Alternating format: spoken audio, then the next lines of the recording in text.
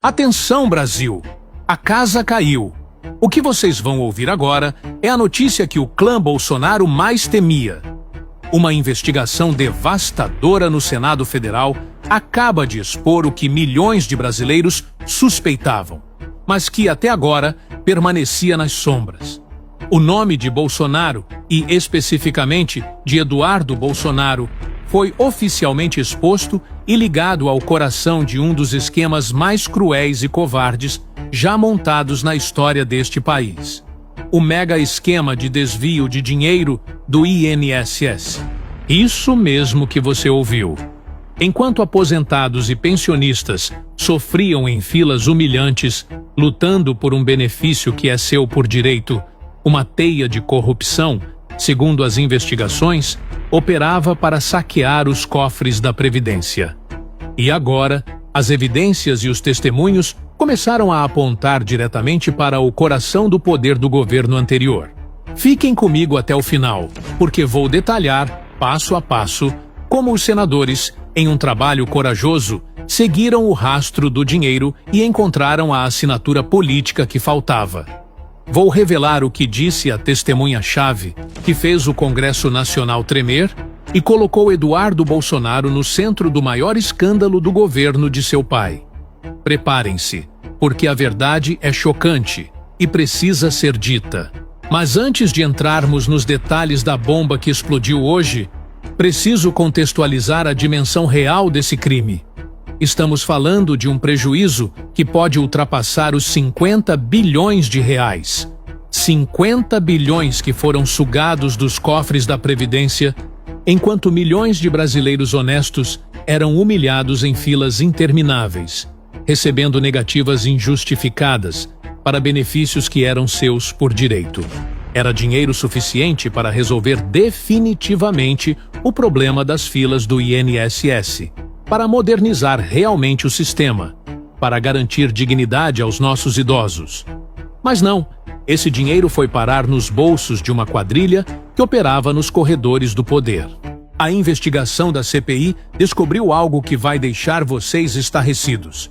Eles tinham planilhas de controle. Como se fosse uma empresa, essa organização criminosa mantinha registros detalhados de quanto dinheiro era desviado mensalmente. Qual região estava produzindo mais? Quais contratos estavam rendendo melhor? Era um negócio pessoal. Um negócio criminoso que tratava o sofrimento do povo brasileiro como uma oportunidade de lucro. Uma das planilhas apreendidas pela Polícia Federal mostrava códigos para diferentes tipos de fraude. Operação Fantasma para os beneficiários inexistentes. Projeto Aceleração para o esquema de propinas que antecipavam aposentadorias, e Programa Silêncio para subornar funcionários que poderiam denunciar as irregularidades. Era uma estrutura empresarial do crime, com metas, indicadores de performance e até bonificações para quem mais roubasse. E aqui vem uma revelação que vai chocar ainda mais vocês. A CPI descobriu que o esquema não se limitava ao INSS. Documentos obtidos pela investigação mostram que a mesma estrutura criminosa operava simultaneamente em outros órgãos do governo federal. O Ministério da Saúde, através de contratos fraudulentos para medicamentos e equipamentos hospitalares, a Caixa Econômica Federal, com empréstimos facilitados para empresas fantasmas, e até mesmo o Ministério da Educação, com compras superfaturadas de material escolar. Era um polvo gigantesco, com tentáculos espalhados por toda a máquina pública federal. E no centro dessa teia, segundo as investigações, estava a família que prometeu moralizar o país. A ironia é cruel e revoltante. Aqueles que se elegeram com o discurso de combater a corrupção montaram, segundo as evidências que emergem, o maior esquema de saque ao erário público da nova república. Mas o que mais impressiona os investigadores é o nível de sofisticação do esquema. Eles não eram amadores. Contrataram especialistas em lavagem de dinheiro, experts em crimes financeiros, até mesmo hackers para criar sistemas paralelos que burlavam os controles internos dos órgãos públicos. Era uma verdadeira startup do crime, usando tecnologia de ponta para roubar melhor e mais rápido. Um dos depoentes, um especialista em tecnologia que trabalhou para uma das empresas de fachada antes de descobrir que era usada para fraudes, revelou à CPI que foram desenvolvidos algoritmos específicos para identificar os aposentados mais vulneráveis. O sistema cruzava dados de renda, escolaridade, região de moradia e até mesmo condições de saúde para mapear quem seria mais facilmente enganado pelos golpes. Era a perversidade elevada ao nível da ciência de dados. E tem mais. A investigação revelou conexões internacionais preocupantes. Parte do dinheiro desviado era transferida para contas em bancos offshore, principalmente em paraísos fiscais no Caribe e na Suíça. Os investigadores encontraram evidências de que empresários ligados ao esquema mantinham contas milionárias em bancos luxemburgueses e panamenhos. Era uma operação de escoamento de capital brasileiro para o exterior, uma verdadeira sangria na economia nacional. O mais revoltante é que, enquanto esse dinheiro era exportado ilegalmente, o governo da época promovia uma retórica nacionalista, falava em Brasil acima de tudo, atacava quem criticava as políticas econômicas. Era pura hipocrisia. Defendiam o Brasil em público, enquanto, pelos bastidores, segundo as investigações, drenavam nossa riqueza para esconderijos financeiros no exterior. A CPI também descobriu o que eles chamaram de Operação Silenciamento. Jornalistas, auditores, funcionários públicos e até mesmo políticos que começavam a fazer perguntas incômodas sobre as irregularidades no INSS eram sistematicamente perseguidos. Alguns perdiam seus empregos, outros eram transferidos para cargos irrelevantes. Muitos recebiam ameaças diretas.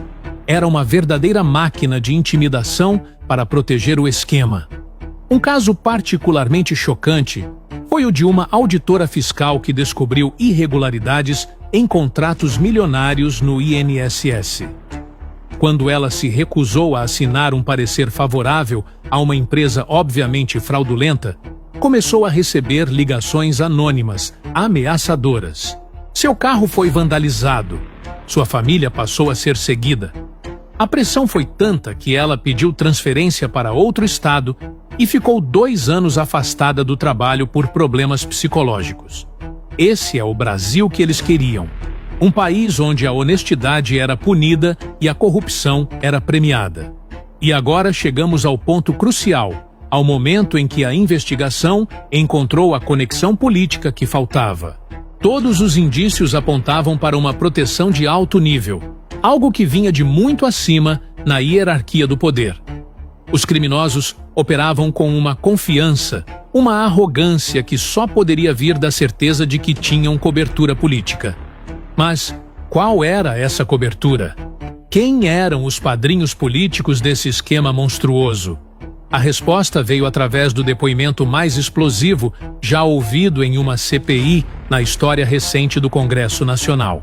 Um ex-diretor do INSS, homem de confiança do governo anterior, vendo que seria deixado como bode expiatório para carregar sozinho a culpa de um esquema que envolvia dezenas de pessoas, decidiu quebrar o silêncio. E o que ele revelou fez o Brasil inteiro tremer. Segundo seu depoimento detalhado, Eduardo Bolsonaro não era apenas um conhecedor do esquema. Ele era, nas palavras do delator, o avalista político da operação. Sua presença em reuniões estratégicas não era casual ou inocente. Ele estava lá para dar a certeza aos operadores do esquema de que tinham proteção no mais alto nível do governo federal. O delator descreveu uma reunião específica, ocorrida em um hotel 5 estrelas em Brasília, onde Eduardo Bolsonaro teria sido categórico ao afirmar que ninguém tocaria no esquema, enquanto seu pai fosse presidente. Segundo o depoimento, ele teria dito textualmente: "Vocês podem operar tranquilos. Qualquer problema que surgir, qualquer investigação que aparecer, a gente resolve nos bastidores. O velho tá sabendo de tudo e garante a proteção." A revelação mais chocante, segundo o delator, foi quando Eduardo Bolsonaro